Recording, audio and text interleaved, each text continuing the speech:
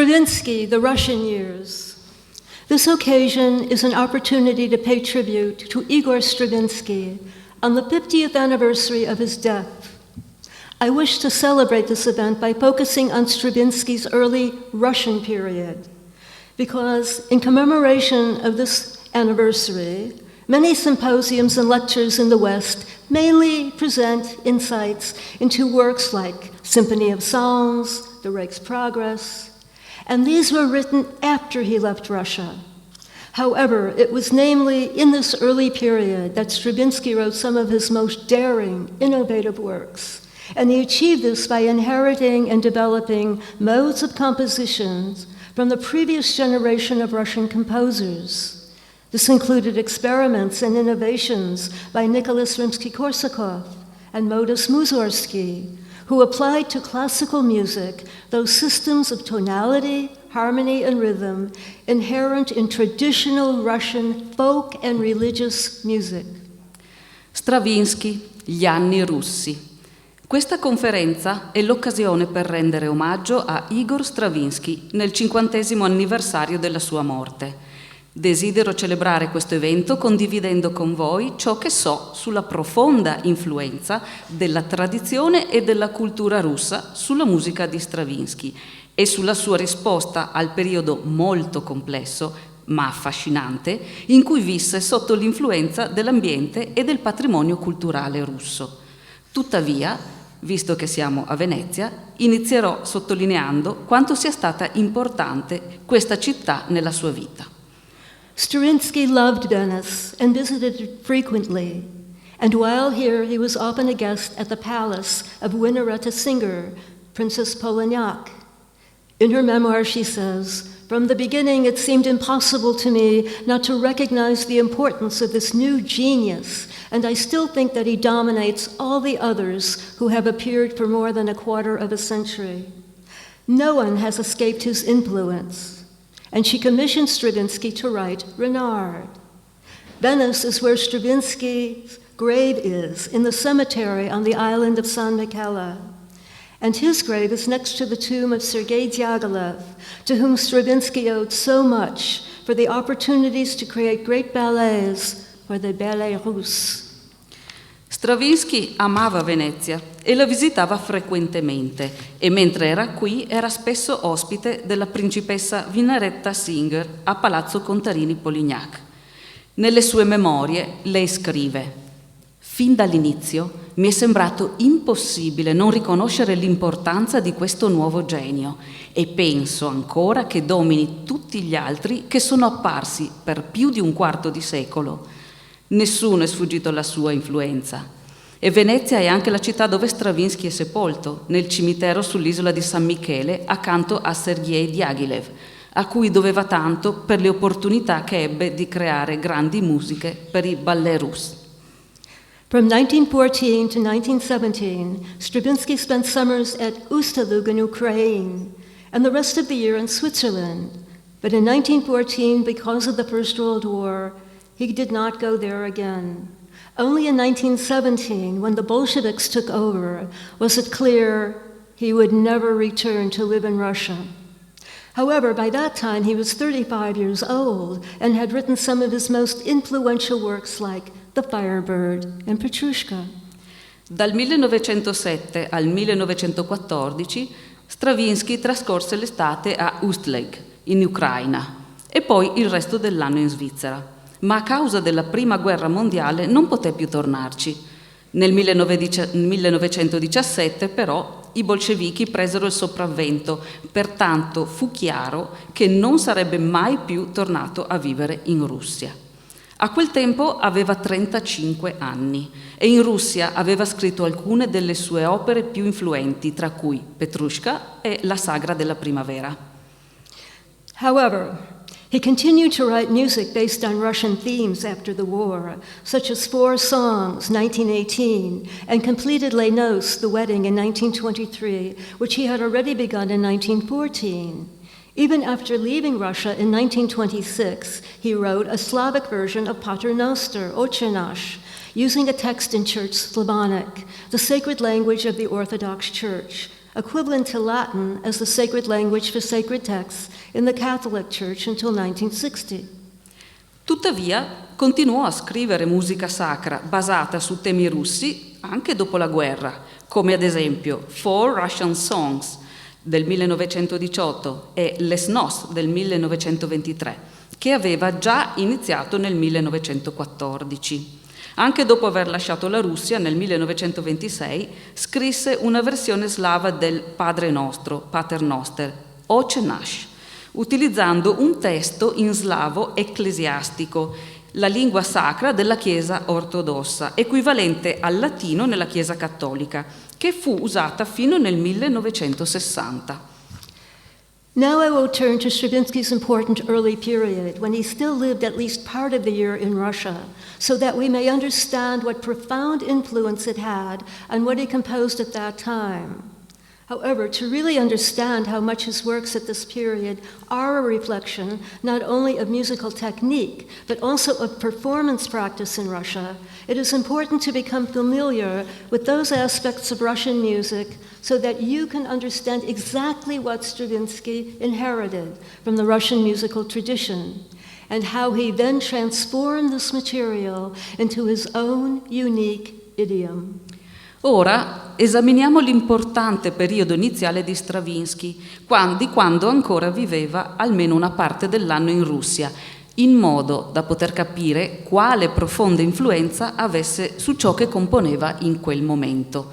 Tuttavia, per capire davvero quanto queste opere siano un riflesso non solo della tecnica musicale, ma anche della pratica performativa in Russia, è importante familiarizzare con questi aspetti della cultura russa, in modo da poter capire cosa Stravinskij ha ereditato dalla musica russa e come ha poi trasformato questo materiale nel suo stile unico.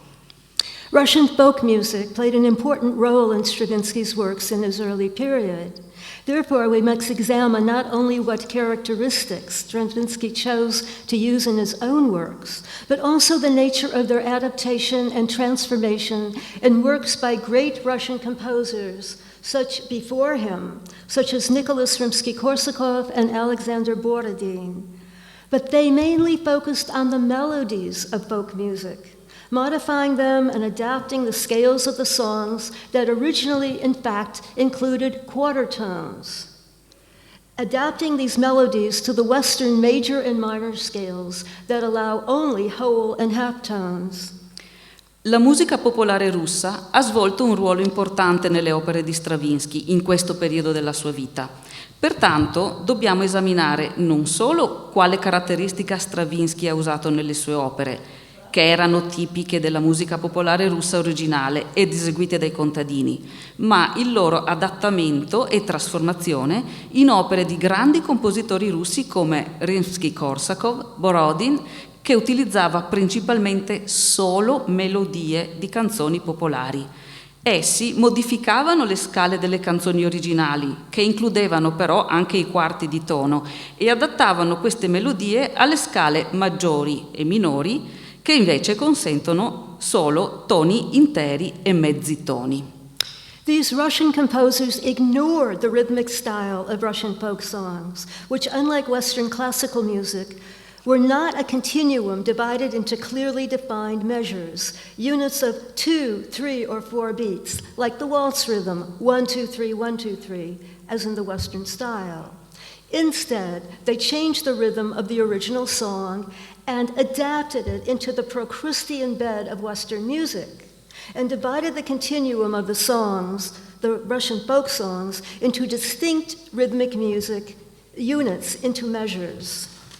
Questi compositori, quindi, ignorarono lo stile ritmico originale delle canzoni popolari russe, che a differenza della musica classica occidentale non erano un continuum diviso in misure, cioè le nostre unità di 2 o 3 o 4 battiti, come ad esempio il battito in 2, 1, 2, oppure il battito in 3 che abbiamo, che è tipico del valzer, 1, 2, 3, 1, 2, 3. Ecco. Questi musicisti cambiarono proprio il ritmo della canzone russa per adattarlo alla struttura completamente diversa della musica occidentale, che appunto è divisa in unità ritmiche, cioè in battiti molto regolari. Rimsky-Korsakov published a large collection of Russian folk songs, Sbornik Russik Narodnik Piesin, 100 Russian national songs, in 1877. And in fact, I found a copy here in Venice in which the tonalities and rhythmic units typical of Russian folk music are adapted to Western tonalities, such as C major or A minor, and into Western rhythms, such as 2/4, 3/4, 6/8, which means a quarter note or eighth note equals one beat. And there are 2, 3, or 6 beats in a measure. In addition, the quarter tones that appear in the original peasant folk melodies have been eliminated. In the Rimsky-Korsakov collection, there is only one melodic line and piano accompaniment. Rimsky-Korsakov, per esempio, pubblicò una vasta raccolta di canzoni popolari russe, le 100 canzoni nazionali russe, nel 1877. Ho un'edizione pubblicata a Parigi, in cui le unità ritmiche della musica popolare russa sono state adattate, come si diceva, ai ritmi e alle tonalità occidentali, per esempio do maggiore, la minore, eccetera. E i ritmi sono diventati i nostri 2/4, 3/4, 6/8. Inoltre, il quarto di tono, che appare nelle melodie popolari contadine originali, è stato completamente eliminato. Nella collezione Rimsky-Korsakov c'è solo una linea melodica e l'accompagnamento di pianoforte. Now, however, today, to indicate a quarter tone in their transcription of Russian folk songs, the Russian ethnomusicologists insert an arrow, freccia, pointing upwards for 1/4 higher than a particular note, or pointing downward for 1/4 lower than the note on the staff in their transcriptions. Ai giorni nostri, invece, gli etnomusicologi russi, per indicare il quarto di tono nelle loro trascrizioni di canzoni popolari, inseriscono sul pentagramma una freccia rivolta verso l'alto per indicare il quarto di tono superiore, oppure una freccia rivolta verso il basso per indicare il quarto di tono inferiore. Lyrical love songs were sung with melisma, that is, with decoration on a single syllable. In other genres, including ritual songs such as wedding ritual songs, there are short and simple metric units that are repeated over and over again without a pause. Le melodie d'amore liriche sono sillabe cantate con melismi.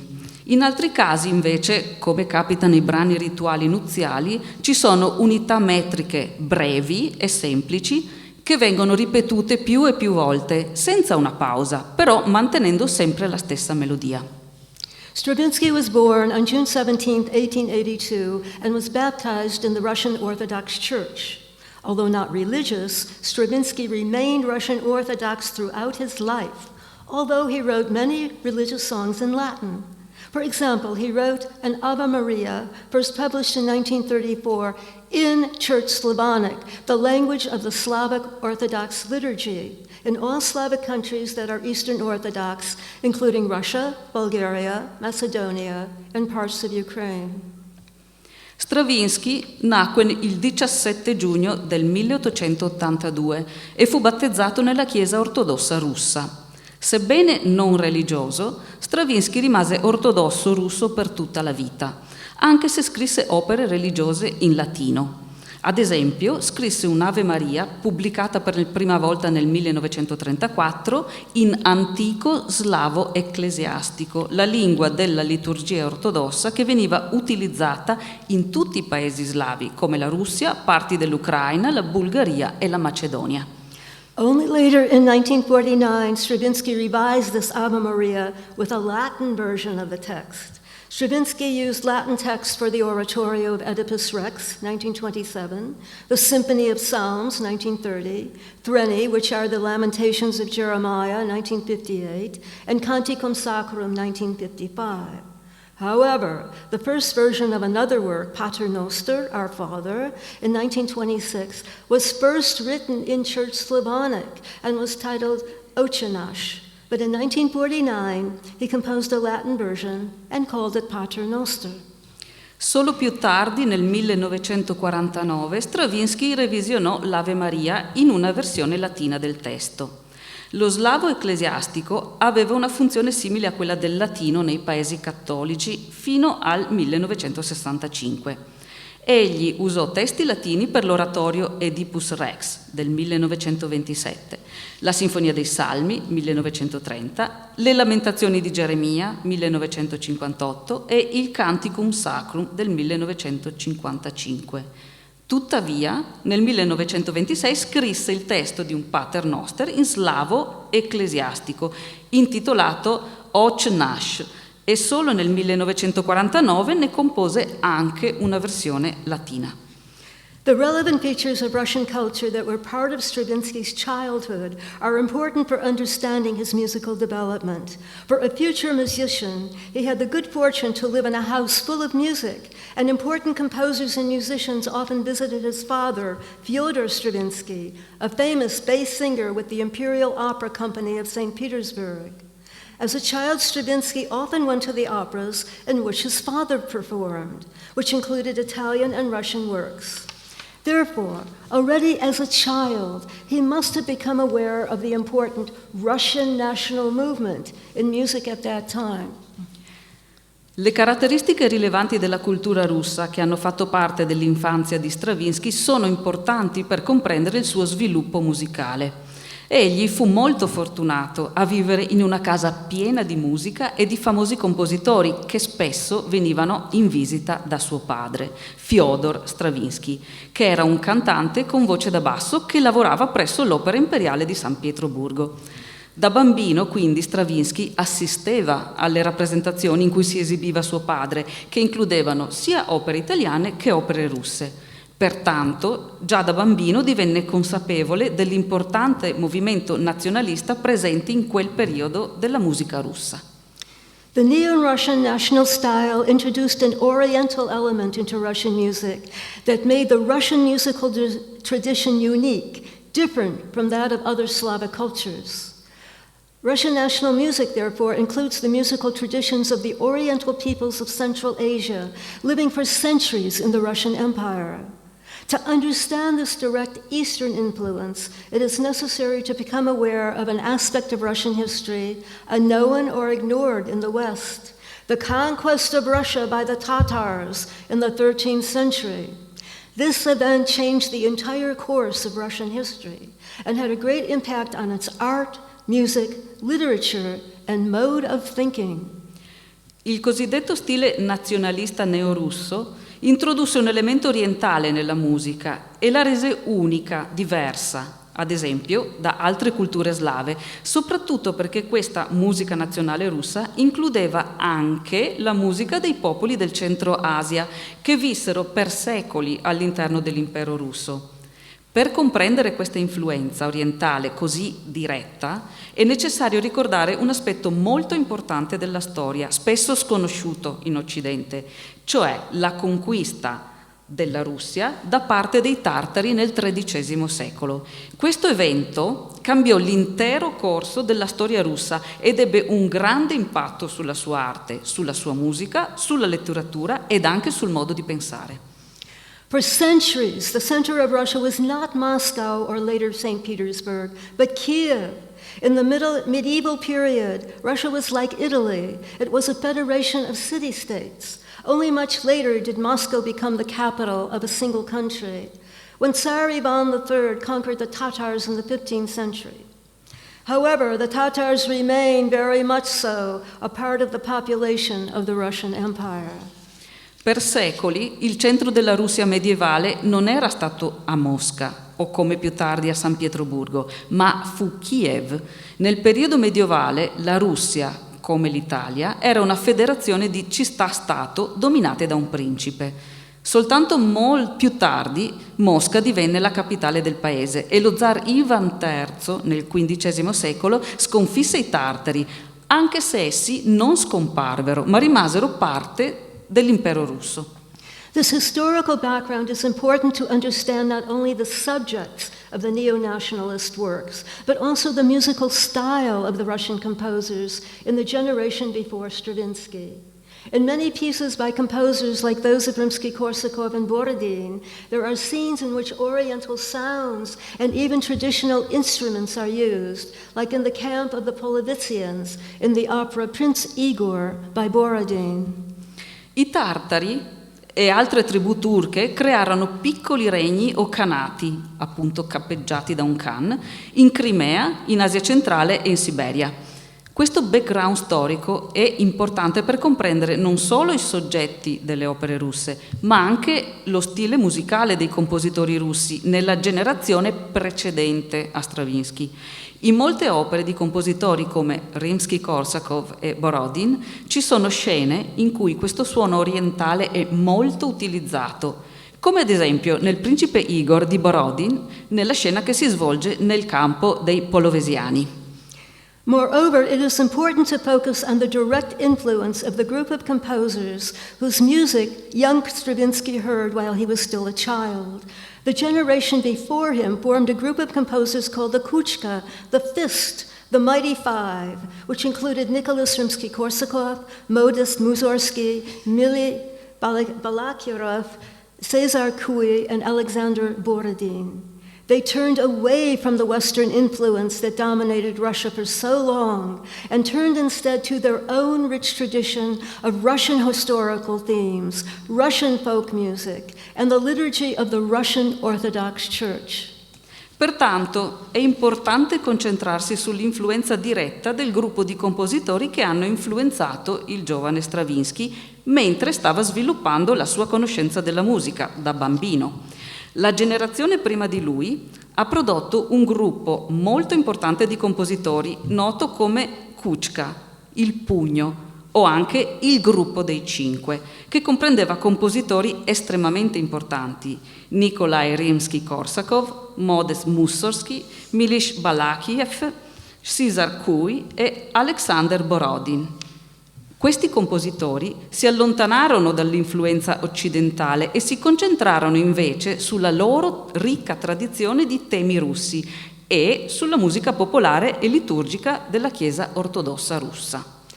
As I have pointed out, the Russian subjects of many of their operas referred not to Russia alone, but to the entire Russian Empire, which included Turkic peoples like the Tatars and Polovitians. And one example is Borodin's Prince Igor, about a medieval Russian prince who attempted to conquer the Polovitians. There is a scene in which Igor is in the enemy camp. To entertain the court, a Polovitian singer performs a song in the Oriental style with a Polovitian instrument. Let us now listen to this very beautiful song, which illustrates how the Russian composer Borodin produced an Oriental sound. Tuttavia, dobbiamo ricordare che i temi russi includevano l'intero impero russo, che a sua volta includeva i popoli turchi come i tartari e i polovesiani.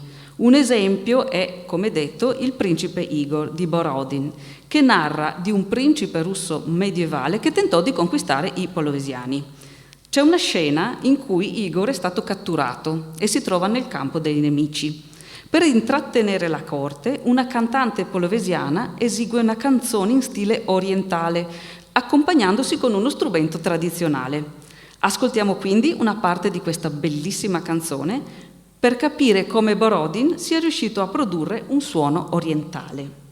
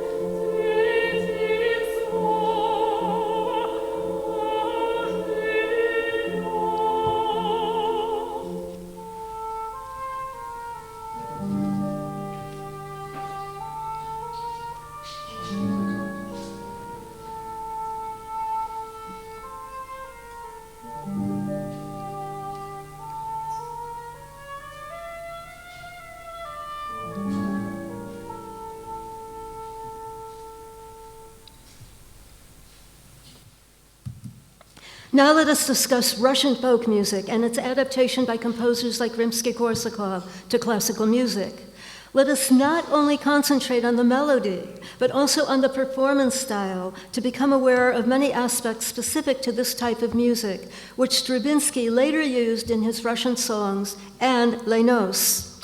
The voices in this style are very thin, and they are sung from the chest rather than from the thorax.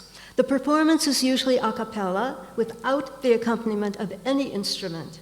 Russian folk music is often thought of as always accompanied by a balalaika or garmoshka, an instrument resembling a concertina, but in fact this is not part of the original Russian peasant tradition. Ora passiamo alla musica popolare russa. Dobbiamo prestare attenzione non solo alle melodie, ma anche allo stile di esecuzione, per comprendere alcuni aspetti specifici di questo genere di musica che Stravinskij in seguito utilizzò nelle sue canzoni russe. Le voci sono molto leggere e cantano di petto. L'esecuzione è generalmente a cappella, senza accompagnamento strumentale. La musica russa è spesso pensata per essere accompagnata da una balalaika o ad una garmoshka, uno strumento simile ad una fisarmonica o una concertina, seppure non faccia proprio parte della tradizione dei villaggi russi. The singing is very harsh to the Western ear, used to classical music. Another characteristic of the music is podgolosi, the undervoice or folk polyphony. The Russian peasants improvise rather than sing a fixed version. In fact, they couldn't even read a score. Il modo di cantare produce un suono molto stridulo per l'orecchio occidentale, che è abituato alla musica classica. Un'altra caratteristica tipica di questa musica è la padgolosi, che vuol dire sottovoce o polifonia popolare. I contadini russi erano soliti improvvisare invece che cantare una versione fissa, questo perché non erano in grado di leggere uno spartito. The singing begins with the Zapyevala, who sings the beginning of the song, and then the other voices join in, producing a polyphonic composition. But it is not predetermined. Some of the voices enter and then suddenly disappear, while others may enter in the middle of a song and continue to sing. Every time the group sings a song, the performance is different, never fixed, but always improvised. While most collectors in the 18th and 19th centuries transcribed and published texts without the music, in 1904, based on phonographic recording, Yevgenia Lenyova produced an important collection of folk songs with transcriptions of the music. Stravinsky wrote his mother in 1916, saying he already had the first volume of Lenyova's collection. From 1910, he continually asked his mother and Russian friends to send him collections of Russian folk music.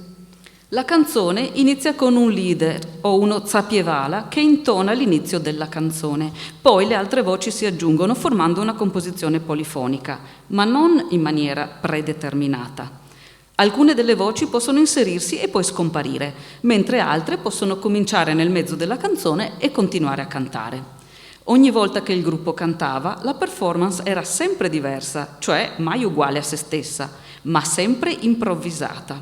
La maggior parte delle raccolte di musica popolare russa fino al 1904 erano limitate a testi senza musica. In quell'anno, appunto nel 1904, Eugenia Linova pubblicò un'importante raccolta di canzoni con musica basata su registrazioni fonografiche di contadini nei villaggi.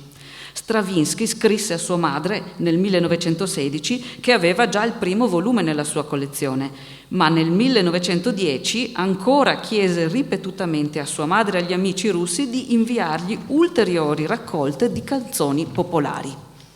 In the first period of his career, Stravinsky took part in the musical life of St. Petersburg. There were, quote, evenings of contemporary music, which sponsored the first public appearance of controversial young composers like Stravinsky and Prokofiev. Foreign composers like Debussy and Schoenberg were invited to come to Russia, and the Russians were able to listen to works by Ravel and Richard Strauss. Naturally, Stravinsky also heard contemporary Russian music at these concerts. Nel primo periodo della sua carriera, Stravinskij prese anche parte alla vita musicale di San Pietroburgo.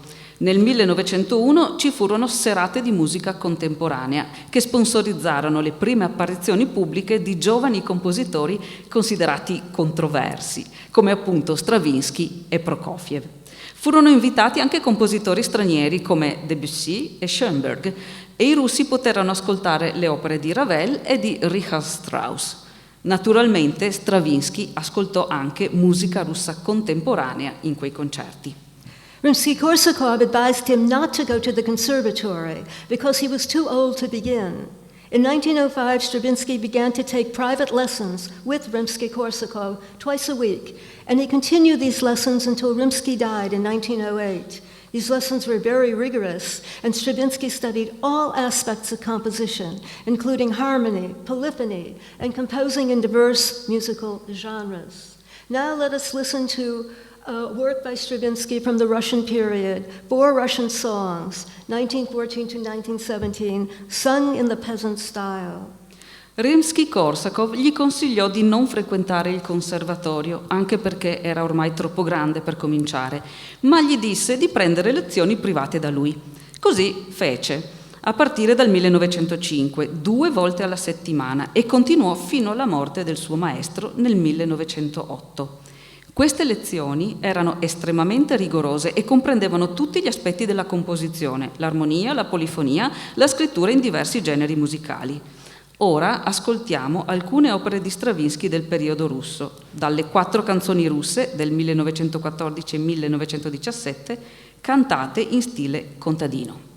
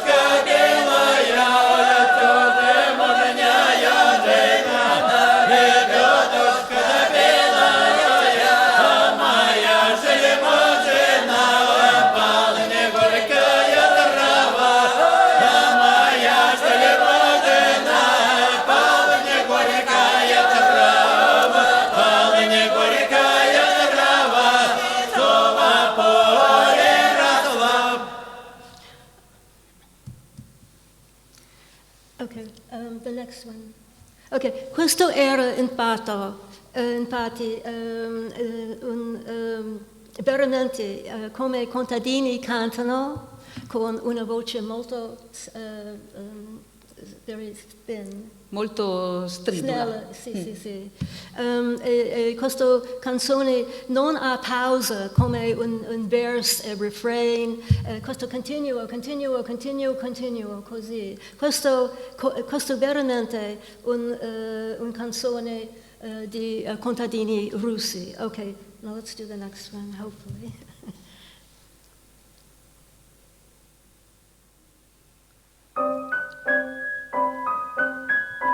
Ok, questo Stravinskij.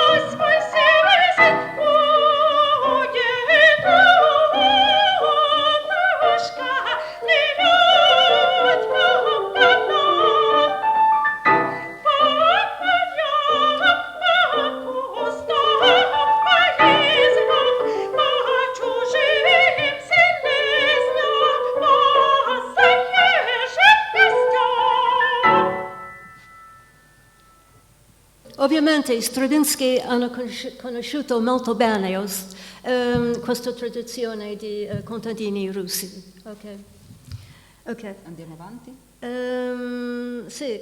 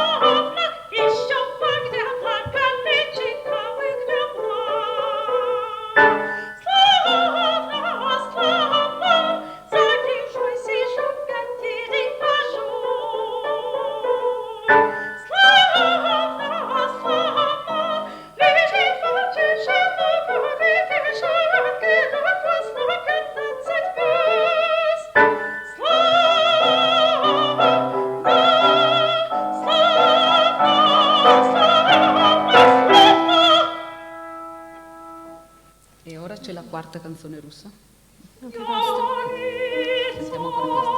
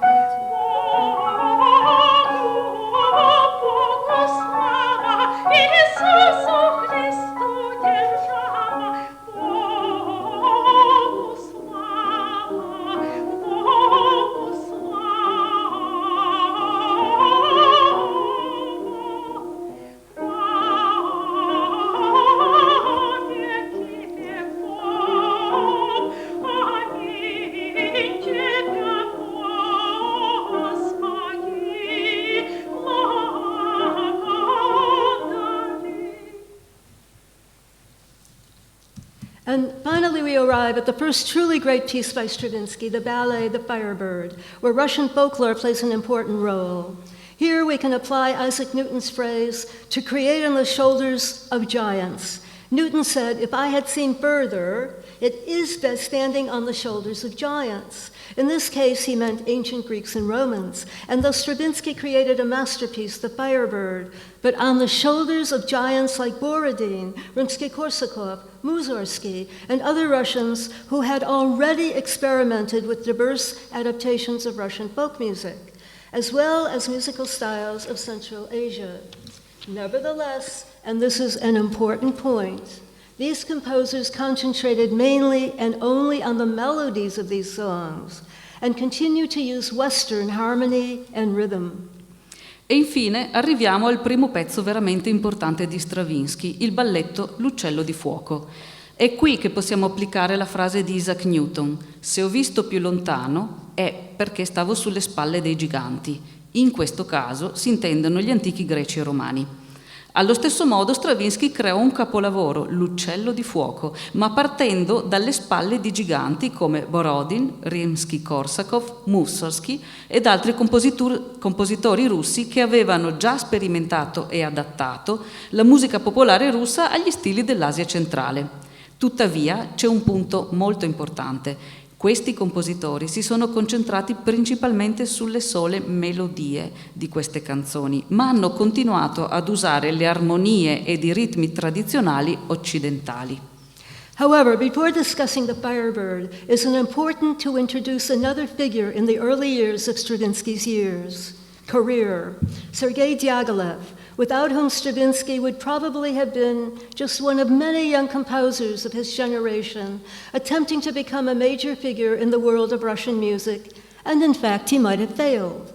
He certainly might not have had the opportunity, or more important, the stimulus, to go beyond the Mighty Five in their experiments. And it is Diaghilev who was the stimulus, and this was the main role he played in Stravinsky's life. He created the ballet company, the Ballet Russe. However, the Ballet Russe performed in Paris and never in Russia. Tuttavia, prima di parlare dell'uccello di fuoco, è importante introdurre un'altra figura intervenuta durante i primi anni della carriera di Stravinsky, Sergei Diaghilev, senza il quale Stravinsky sarebbe stato probabilmente solo uno dei tanti giovani compositori della sua generazione che cercavano di diventare figure importanti nel mondo della musica russa. Quasi sicuramente non avrebbe avuto l'opportunità, o meglio lo stimolo, ad andare oltre gli esperimenti del gruppo dei cinque. Fu infatti Diaghilev a dare questo stimolo e questo è stato il ruolo principale che egli ha avuto nella vita di Stravinsky. Diaghilev creò i Ballet Russe. Tuttavia i Ballet Russe si esibirono principalmente a Parigi e mai in Russia. Diaghilev had two great talents. One was his ability to perceive the potential talent of dancers like Nijinsky and Karsavina, and a set designer like Alexander Benoit, and a composer like Stravinsky. When he met Diaghilev for the first time, Stravinsky was young and only at the beginning of his career. Diaghilev aveva due grandi doti. Una era la capacità di percepire il potenziale talento di qualcuno, come i ballerini Nijinsky e Karsavina, un artista come Benoit e un compositore come Stravinsky per l'appunto. Quando incontrò per la prima volta queste figure, Stravinsky era giovane ed era all'inizio della sua carriera. Diaghilev's other talent was that he was able to understand Wagner's concept of Gesamtkunst, total art. This term means an art form composed of several components like the dancers, the sets, the lighting, each by itself with particular characteristics which influence the perceiver in different ways, in contrast to when they function as one component, along with other elements, where the total is greater than the sum of the parts. L'altra dote di Diaghilev era che riusciva a capire cosa intendeva Wagner per Gesamtkunst, ovvero l'arte totale. Con questo termine si intende un'arte composta da più fattori, ovvero la regia, le luci, i ballerini, ognuno con caratteristiche uniche, le quali però, influenzandosi a vicenda, fanno sì che il totale sia maggiore della somma delle sue parti. What did Stravinsky already know about ballet to allow him to create eternal masterpieces for the ballet repertory? It is not easy to find the answer. Surely he must have seen ballets by Tchaikovsky. Nevertheless, books and articles on Stravinsky do not discuss his background in ballet.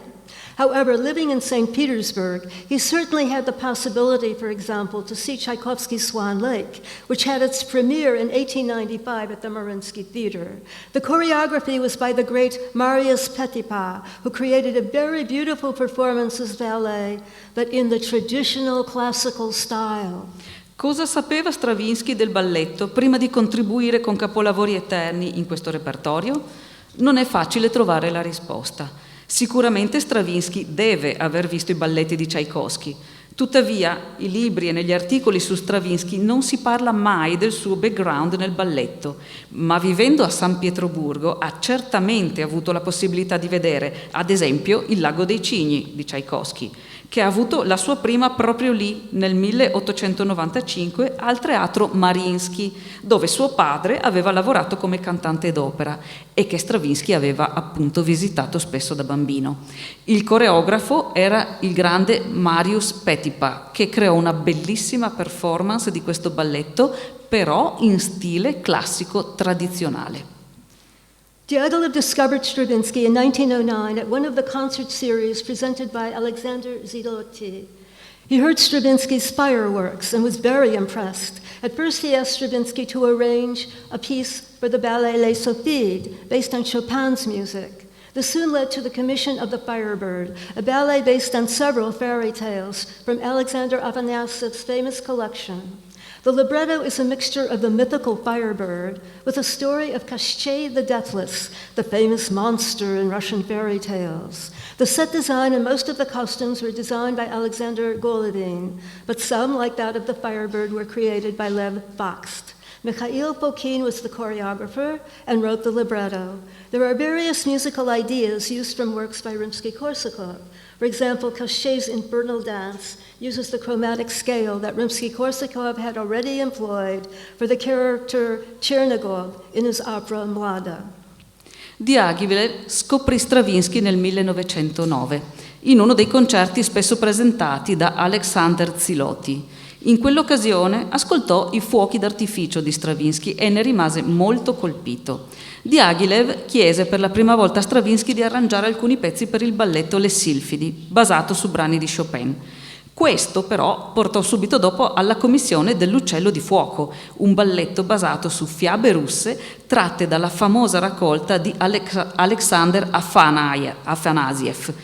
Il libretto è un misto del mitico Uccello di Fuoco con una storia del Koschei, il senza morte, un famoso mostro delle fiabe russe. La scenografia e la maggior parte dei costumi furono disegnati da Alexander Golovin e altri da Leon Bakst. Mikhail Fokin era il coreografo. Stravinskij utilizzò diverse idee prese dai lavori di Rimsky-Korsakov. Per esempio, per la danza infernale del Koschei, prende in prestito la scala cromatica che Rimsky-Korsakov aveva creato per il personaggio del Chernigov nella sua opera Mlada. The critic Michel Dmitry Kalbakoresi said that the young composer was the legitimate heir of the Mighty Five, and Sergei Rachmaninoff exclaimed, "My God, what a work of genius this is! This is truly Russia." Let us look at a scene with the dance of the Firebird and the Prince. Il critico Michel Dimitri Calvo-Coressi disse che il giovane compositore era il legittimo erede del gruppo dei cinque e Rachmaninov esclamò: "Gran Dio, che opera di genio è questa! Questa è la vera Russia." Guardiamo la danza del principe dall'Uccello di Fuoco.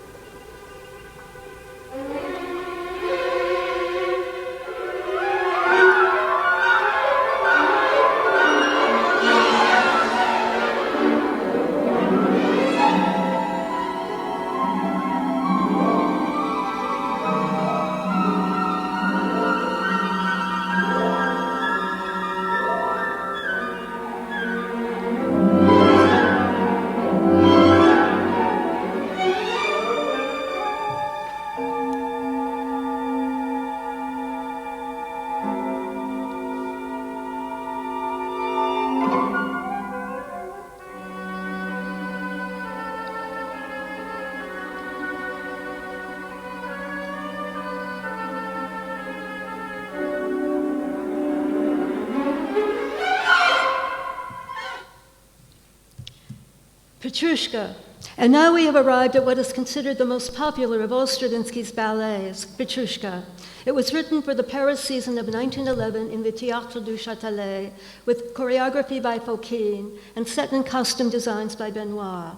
It is the story of the annual Russian carnival in St. Petersburg, but with a theater of marionettes and not the traditional Russian glove puppets. Marionettes are not part of the Russian tradition. They are character types actually from the Italian commedia dell'arte. The extrovert Moor, who is secure and aggressive, the man of action, and the doll, who prefers the strong and self-confident Moor and rejects the poor, sensitive Petrushka. The plot is not typical of the traditional Russian Petrushka hand puppet shows, where Petrushka, similar to the English Punch, is in fact nasty and cruel and ends almost every scene by beating up a person with his club. Here, in Stravinsky's version, the drama is more typical of the French version, not the Italian, the French version of the Italian commedia dell'arte, in which the character of Pierrot has developed in France into a sad clown, always losing his true love to Harlequin. E ora arriviamo a quello che è forse il più popolare di tutti i balletti di Stravinsky, Petrushka. Fu scritto per la stagione parigina del 1911 dei Ballets Russi, con coreografie originali di Fokine e scene e costumi di Alexander Benoit. Il balletto debuttò al Théâtre du Châtelet il 13 giugno del 1911. È la storia dell'annuale carnevale russo a San Pietroburgo, con uno spettacolo di marionette, non di burattini a guanto come nella tradizione russa. I tre burattini sono i personaggi classici della commedia dell'arte. L'estroverso Moro, che è sicuro e aggressivo, l'uomo d'azione, diciamo, la bambola, che preferisce il Moro e respinge invece Petrushka, che è l'artista timido e sensibile ed è innamorato di lei. La trama non è quella tradizionale del Petrushka russo, un burattino a guanto che era piuttosto simile al Punch cattivo e spiritoso che termina ogni scena colpendo una vittima con la sua mazza. Qui invece il Petrushka, nella trama, è molto più vicino alla versione francese della commedia dell'arte, in cui il personaggio di Pierrot si sviluppa in un clown triste che alla fine perde sempre il suo amore per colpa di Arlecchino. In this ballet, Diaghilev chose one of the greatest dancers of the 20th century, Nijinsky, who had already demonstrated his ability in the magnificent Scheherazade the previous year. However, it was not his athletic ability, his leaps across the entire stage, that were as important as his capacity to interpret the role of each character he played. In this case, Petrushka, the loser, the artist socially awkward, but sensitive. In questo balletto Diaghilev aveva scelto uno dei più grandi ballerini del XX secolo, Václav Nijinsky, che aveva già dimostrato la sua abilità nella magnifica Scheherazade l'anno prima. Non erano la sua abilità atletica e i suoi salti sul palco ad essere importanti, ma la sua capacità di interpretare il ruolo di ogni personaggio che rappresentava. In questo caso Petrushka, il perdente, l'artista socialmente imbarazzante ma sensibile. Petrushka was one of the most important roles for Nijinsky. Fokine in his memoir speaks of the two different contrasting types of movements that Fokine had created for the Moor and Petrushka, reflecting their very different personalities because they represent not social types, but psychological types. The Moor is the extrovert, and Fokine gave him appropriate movements of a confident person with legs spread apart, hands at his waist, and head looking straight ahead. While Petrushka, the timid introvert, with knees turned inward and fearing everything around him, often walks bent over, looking down. At the end, the Moor kills Petrushka. However, the Moor kills Petrushka the puppet, but his soul leaps to the top of the roof of the puppet theater and thumbs his nose at all the strong men of action who violate the sensitive souls of this world. Petrushka è stato uno dei ruoli più importanti per Nijinsky, Mikhail Fokhin, il coreografo di Petrushka, nel suo memoir parla dei due diversi movimenti contrastanti del Moro e di Petrushka, che rivelano la loro personalità molto diverse, rappresentando non tipi sociali, ma proprio tipi psicologici. Il Moro è l'estroverso e Fokhin gli diede quindi di proposito i movimenti di un uomo molto sicuro di sé, con le gambe divaricate, con le mani sulla vita e la testa che guarda dritto avanti. Mentre invece Petrushka, il timido introverso, ha le ginocchia rivolte verso l'interno e spesso cammina inchinato, guarda in basso invece che dritto verso il mondo. Alla fine della storia il Moro uccide Petrushka, ma l'anima del burattino sale in cima al tetto del piccolo teatro a sbeffeggiare tutti gli uomini prevaricatori che schiacciano le anime delle creature più sensibili. Stravinsky uses different Russian folk songs in this ballet. Two are O Vysyeny, Moisyeny, and Vdolpo Peterskoy, Down Along the Petersburg Road. O Vysyeny is a typical Russian folk song, whereas there is no pause between verses. Now let us listen to O Vysyeny, and then we will listen to Shalyapin, the Caruso of Russia, sing Along the Petersburg Road, however, not in the Russian peasant style, but in an operatic style. In the last act of the ballet, Stravinsky creates polyphony between the two different folk songs. Hear the rhythm, da-da-da-da-da-da-da-da-da-da-da-da-da. It's the rhythm that's repeated over and over again under the melody of Down Along the Petersburg Road. Da-da-da-da-da-dum. Let us listen first to Vdolpo Peterskoy and then Vysyeny, and then listen to what Stravinsky does and how he creates an incredible polyphonic piece with a complex combination of both Russian folk songs. Stravinsky usa diverse famose canzoni popolari russe. Due di loro sono Oi Vysyeny Moisyeny e Vdol po Peterskoj, che significa lungo la strada di Pietroburgo. Oi Vysyeny Moisyeny è la tipica canzone popolare russa, dove il canto continua senza pause tra i versi. L'altra canzone, invece, Vdol po Peterskoj, non è più nello stile contadino russo, ma è piuttosto in uno stile operistico. Ascolteremo il cantante Shalyapin, considerato il Caruso della Russia, cantare appunto Vdol poi Peterskoj lungo la strada di Pietroburgo. Ma nell'ultima parte del balletto Stravinsky riesce a creare una polifronia fra queste due canzoni. Qui il ritmo di Oi Vysyeny continua ripetitivamente sotto la melodia di Vdol po Peterskoj. Quindi ascoltiamo prima Vdol po Peterskoj, poi Vysyeny, e poi, alla fine, come Stravinsky in Petrushka, mette insieme un pezzo polifonico dalla combinazione dei due brani.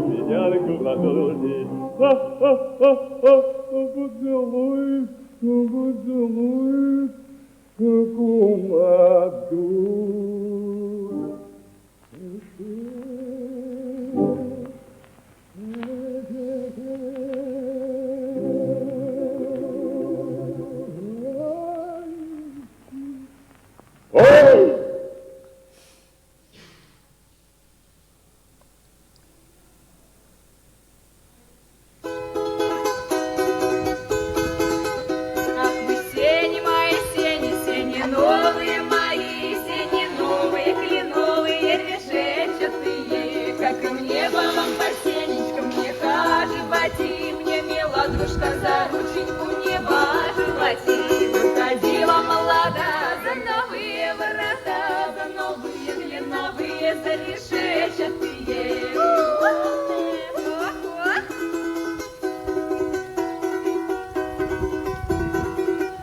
Выпускала соткала из правого рукава, на полетике соколику наказывала.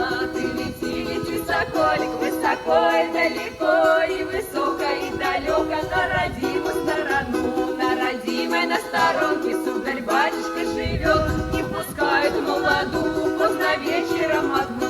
Я не слушала отца, спотешала молодца, я зато его спотешу, что один сын у отца.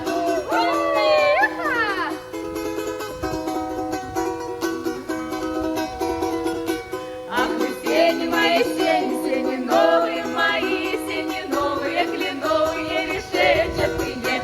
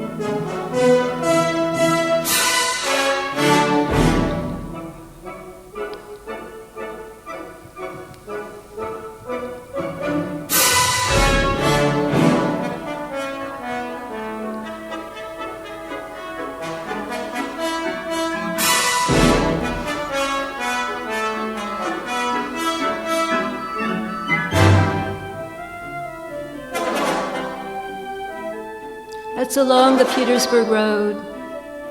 Before it was Oiseni.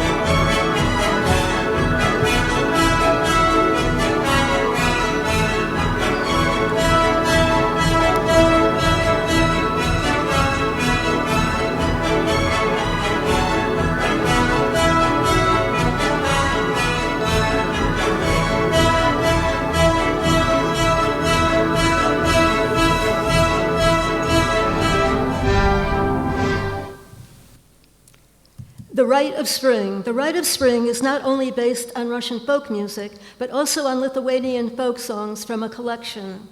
In pagan Russia, there was never a ritual in which there was a sacrifice of a virgin.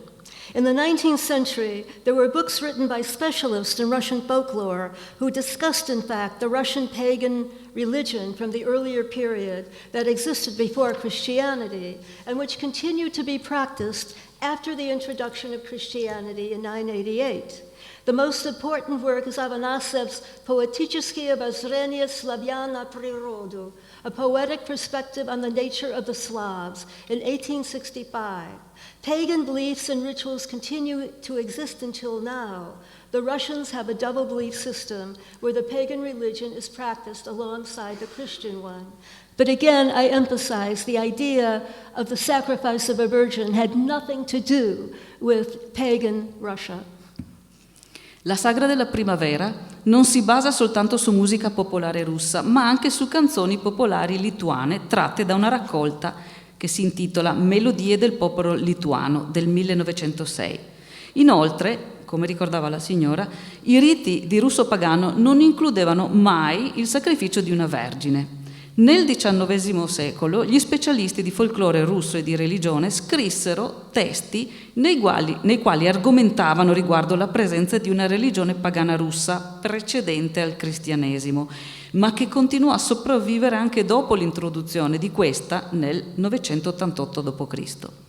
Il testo più importante è quello di Afanasiev, La prospettiva poetica sulla natura degli slavi, 1865-1869. Credenze e riti pagani continuano ad esistere in Russia tutt'oggi. I russi infatti hanno un doppio sistema di credenze, il sistema di credenze duali cosiddetto, poiché ancora oggi continuano a praticare i riti pagani contemporaneamente a quelli cristiani, che però comunque non hanno mai incluso il sacrificio di una vergine. As I've indicated, the Russian pagans never sacrificed virgins. Instead, the rite of spring is possibly based on a poem of 1916 by the Russian poet Sergei Gorodetsky on a theoretical Russian ritual which he himself invented. But this poem does not include even a sacrifice of a virgin. Perhaps Stravinsky himself invented this ritual in the ballet. Come già detto, i pagani russi non hanno mai sacrificato delle vergini. La sagra della primavera probabilmente si basa su una poesia del 1916 del poeta russo Sergei Gorodetsky, su un rituale della Russia pagana che lui stesso ha inventato, ma comunque non include il sacrificio di una vergine. A questo punto forse Stravinsky stesso ha inventato questo finale nel balletto. Stravinsky composed in a period of Russian culture in which primitivism was fashionable. Velimir Klebnikov wrote several poems in which he refers to Perun, the Russian pagan god of thunder. Natalia Goncharova and Mikhail Yaryonov painted many pictures in the primitive style. Diaghilev chose Nicholas Rurik to do the set and costume designs for the Rite of Spring, namely because he had already painted a series of works based on the Russian pagan period. Stravinsky compose in un periodo di arte e letteratura russa in cui il primitivismo e il paganesimo erano molto di moda. Velim Klebnikov ha scritto diverse poesie in cui si riferisce a Perun, il dio pagano russo del tuono. Natalia Goncharova e Mikhail Larionov dipinsero molte immagini in stile primitivo. Diaghilev scelse Nicholas Rurik per fare le scenografie e i costumi della sagra della primavera, proprio perché aveva già dipinto una serie di opere basate sul periodo pagano russo. The Rite of Spring does not have a story. Instead, it is a series of rituals to summon spring. The reason why this ballet is so important in the history of dance is because Nijinsky was the choreographer. And in the après-midi de faune, the afternoon of a faun, he had already introduced movements that were not part of the vocabulary of classical ballet. In this ballet, he had already experimented with new movements, imitating figures in profile on a Greek vase. Nella sagra della primavera non c'è una trama. Infatti questo balletto è una serie di rituali dedicati alla primavera. Il motivo per cui è così importante nella storia della danza è perché Nijinsky, che era il coreografo, e già nel pomeriggio di un fauno aveva introdotto movimenti che non facevano parte del vocabolario del balletto classico. In quest'ultimo balletto sperimentò nuovi movimenti ispirati alle figure che si trovavano disegnate di profilo su un antico vaso greco. Vediamo adesso il video dal pomeriggio di un fauno.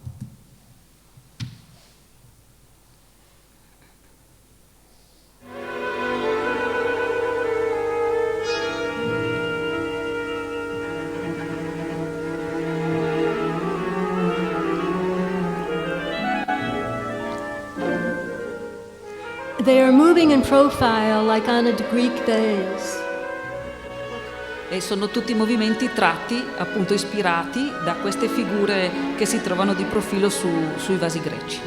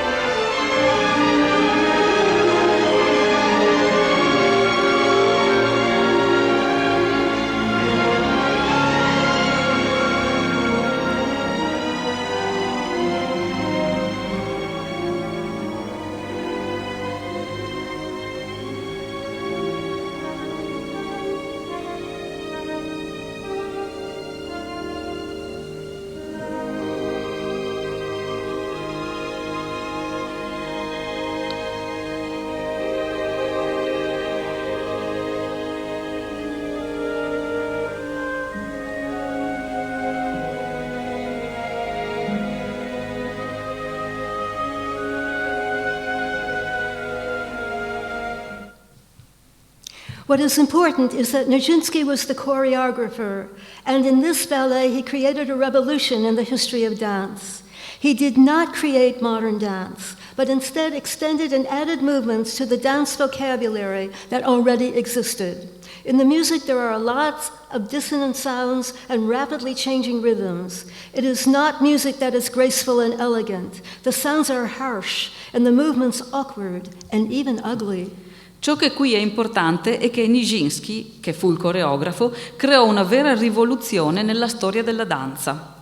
Non ha creato la danza moderna, ma ha esteso e aggiunto nuovi movimenti al vocabolario della danza che già c'era.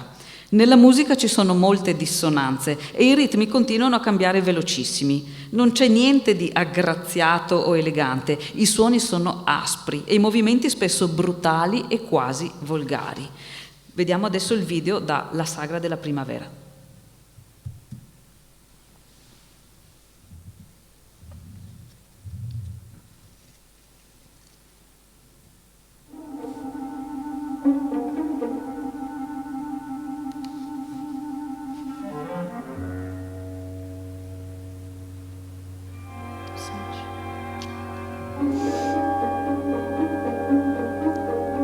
This is the Joffrey Ballet Company. And you'll notice they're stamping their feet. These are not ballet movements.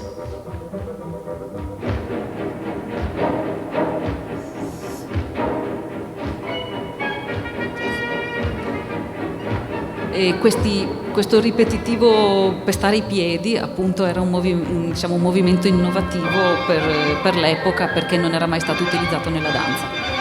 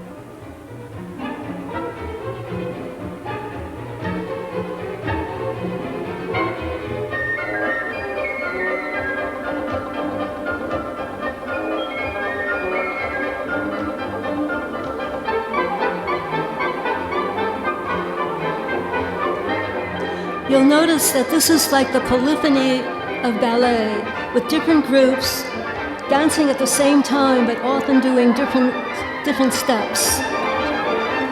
Sì, anche questa è una novità, insomma, i ballerini ballano tutti insieme ma facendo comunque contemporaneamente le stesse cose ma in gruppi diversi.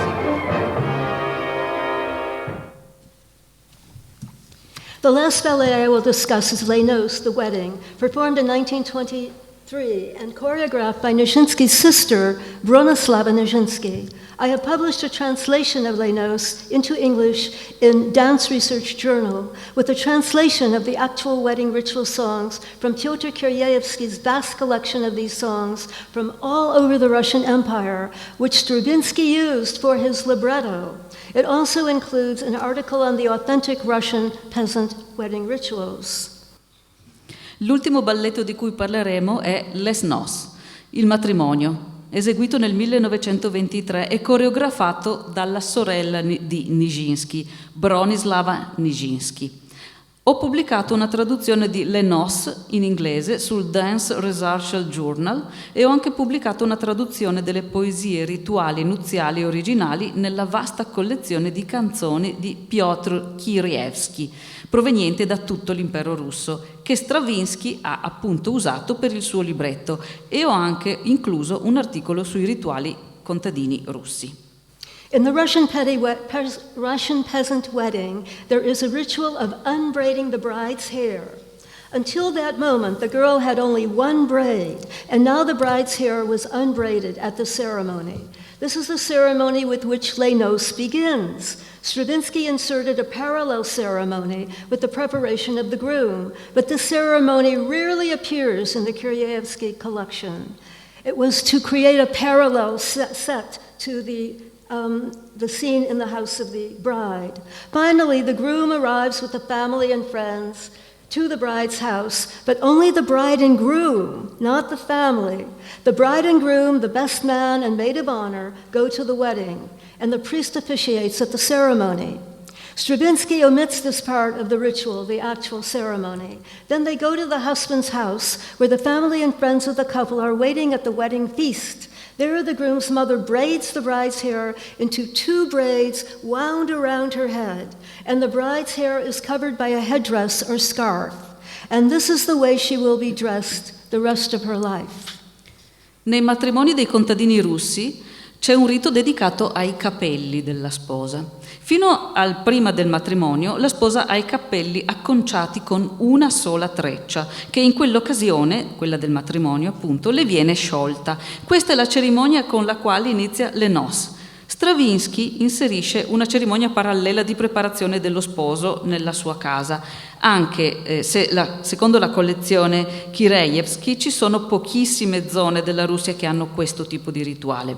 Comunque lo sposo arriva con i parenti e gli amici, ma poi soltanto gli sposi vanno in chiesa insieme al testimone di nozze, alla damigella d'onore e al sacerdote che officerà la cerimonia. Stravinskij però omette questa parte del rito. Comunque, concluso il rito, si recano tutti a casa dello sposo, dove la famiglia e gli amici sono in attesa per il banchetto di nozze. In quel momento la madre dello sposo acconcia i capelli della ragazza in 2 trecce attorno alla testa, e così lei resterà per il resto della sua vita coniugale, coperta da un copricapo o da una sciarpa. Vediamo il video Les Noces.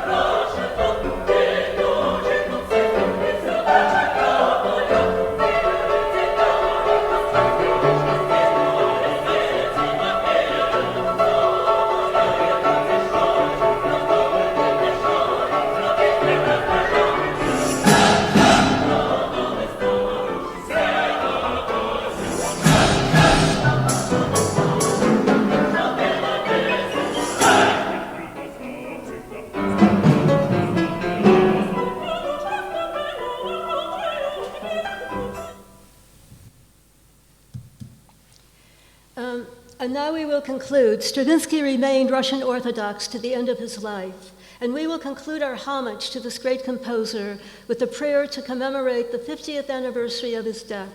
Let us listen to Our Father, Oceanash, in Church Slavonic, sung by monks, and then the version also in Church Slavonic, composed by Stravinsky in 1926. Per tutta la sua vita Stravinsky rimase un ortodosso russo. E concluderemo il nostro omaggio a questo grande compositore con una preghiera per commemorare il 5° anniversario della sua morte. Ascoltiamo infatti prima la preghiera Oče naš, Padre nostro, in slavo ecclesiastico cantata da monaci, e poi la versione anche in slavo ecclesiastico di Stravinsky però, composto nel 1926.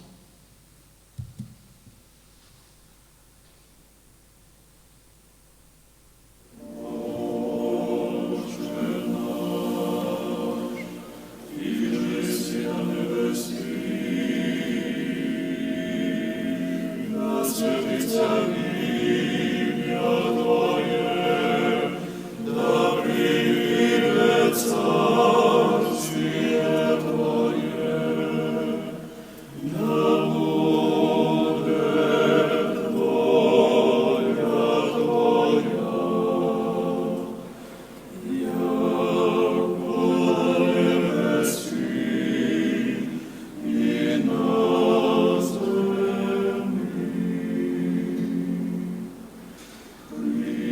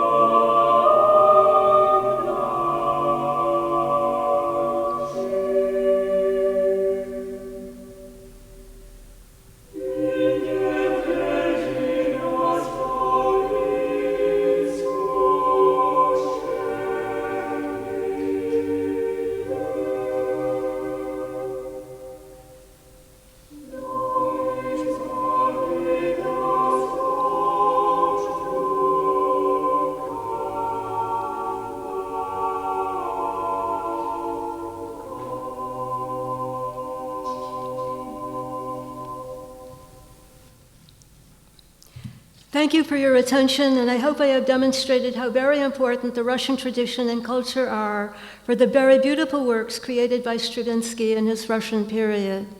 Grazie dell'attenzione e spero di aver dimostrato quanto fosse importante la tradizione e la cultura russa per le bellissime opere create da Stravinskij nel suo periodo russo.